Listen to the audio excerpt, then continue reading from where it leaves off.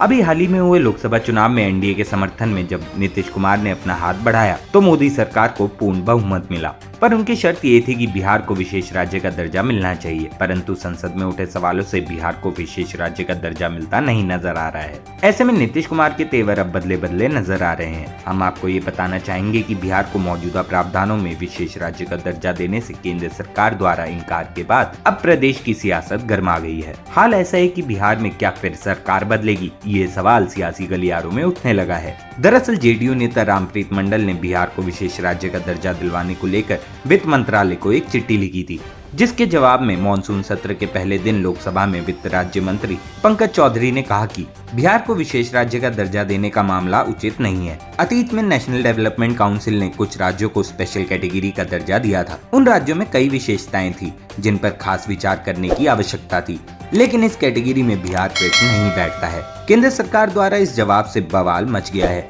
इस पूरे मुद्दे पर लालू प्रसाद ने सीएम नीतीश कुमार पर सीधा हमला बोला और साथ ही मुख्यमंत्री पद छोड़ने की भी मांग कर डाली। कुमार ने कहा था कि दिलाएंगे, इस्तीफा करें दे राज्य का दर्जा लेकर रहेंगे हम, बिल्कुल देना पड़ेगा।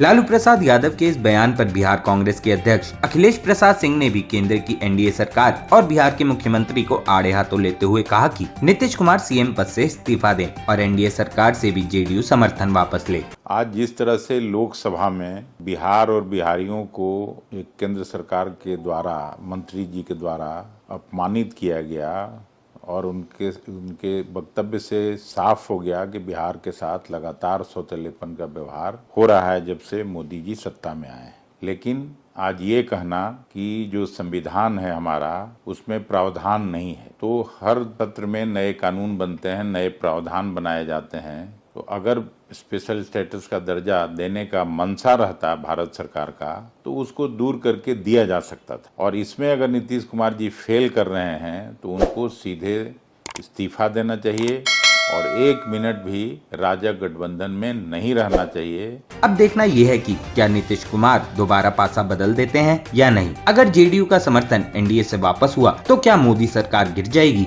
या कि कोई और दूसरा माध्यम निकाल पाएगी। सोचने का विषय है, मुद्दा गर्म है।